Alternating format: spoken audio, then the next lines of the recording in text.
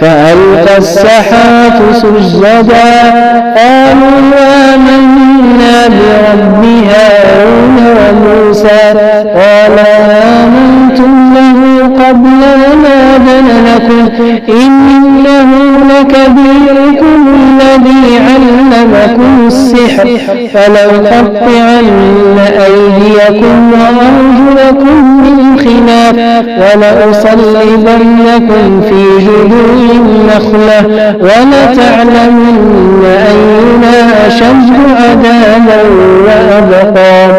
قالوا لن نؤثرك على ما جاءنا من البينات والذي فطرنا فاقض ما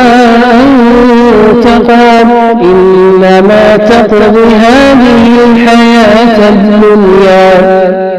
إنا آمنا بربنا ليغفر لنا خطايانا وما أكرهتنا عليه من السحر والله خير وأبقى إنه من يأت ربه مجرما فإن له جهنم لا يموت فيها ولا يحيا ومن يأته مؤمنا